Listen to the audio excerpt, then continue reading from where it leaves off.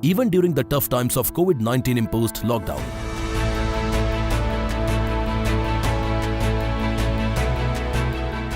Private security industry, PSI, was kept under the essential service by the government on insistence of the CAPSI.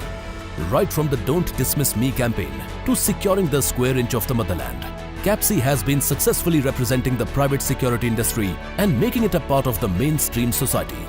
And the credit goes to the chairman of CAPSI, Kunwar Vikram Singh, and his efforts to fill the gap between the industry and its beneficiaries. जब ये lockdown शुरू हुआ, आपको याद होगा कि गृह मंत्रालय के सचिव ने उस वक्त जो घोषणा की थी पूरे देश में लॉकडाउन करने के लिए, उससे सारा लॉकडाउन हो गया। लॉकडाउन मीन शट, हर चीज़ शट हो गई।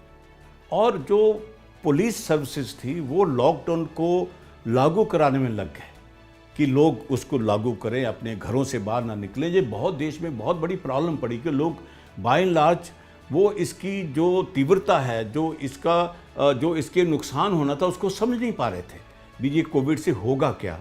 तो उसके लिए जो उसके कंप्लायंस से कोविड के कोरोना के कंप्लायंस में सारा पुलिस लॉ एंड ऑर्डर में लगी। कुछ बात लोग पुलिस की मान रहे थे, कुछ मान ही नहीं रहे थे। लड़ाइयाँ होने लगी, जगह जगह लड़ाई होने लगी।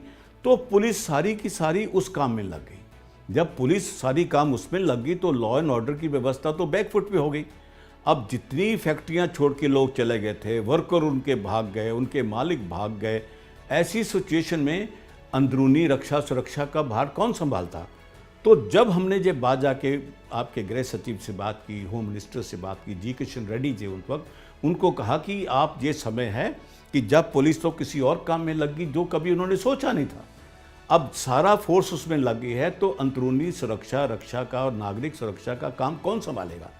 तो तब जो हमने उनको अपनी प्रेजेंटेशन दी कि ये समय है, हमारे पास 90-95 लाख लोग हैं, इनको आप एकदम एसेंशियल सर्विसेज में लाइए, क्योंकि जब तक आप इसको एसेंशियल सर्विस में नहीं लाएंगे तो हम लोगों को भी काम करने में नहीं कर पाओगे। हमारे गार्ड ही नहीं जा पाएंगे अपनी ड्यूटी के ऊपर, कहाँ जाएंगे, कैसे जाएंगे। तो गृह मंत्रालय ने एकदम इसी वक्त तो उसको चीज़ को मंजूर किया और अगले दिन ही नेक्स्ट डे जो उनकी डायरेक्शंस और गाइडलाइन आई थी कोविड की, लॉकडाउन की, उन्होंने उस वक्त प्राइवेट सुरक्षा को एकदम एसेंशियल सर्विस घोषित कर दिया। उससे ये हुआ कि जो हमारे सिक्योरिटी गार्ड खुद असुरक्षित हो गए थे, उनको फैक्ट्रियाँ बंद हो गई तो उन्होंने घरों में जाना था, तो कहाँ जाते, रहने की व्यवस्था नहीं थी। जो ही एसेंशियल सर्विस हुई तो वो सारे के सारे को हमने निर्देश दिया कि आप जिस जगह पे हो, कहाँ फैक्ट्री में काम कर रहे हो, या किसी कॉलोनी में काम कर रहे हो, या किसी और ऐसी व्यवसाय की जगह पे कर रहे हो, मॉल्स में, जहाँ भी हो, आपने कहीं नहीं जाना, वहाँ आप रुकिए, इनकी सुरक्षा की व्यवस्था कीजिए और हम आपकी रहने की व्यवस्था, आपकी खाने पीने की व्यवस्था, ये सारी की व्यवस्था हम लोग जो सिक्योरिटी एजेंसीज के मालिक हैं वो करेंगे। तो वो जो एसेंशियल सर्विसेज आने से पूरा एक तो व्यवसाय बच गया, प्राइवेट सिक्योरिटी एजेंसी सारी की सारी बंद हो जाती। जरा सोचिए अगर सारी की सारी एजेंसियां बंद हो जाती लॉकडाउन में, तो देश में कितनी अराजकता फैलती और कितनी अनएम्प्लॉयमेंट होती।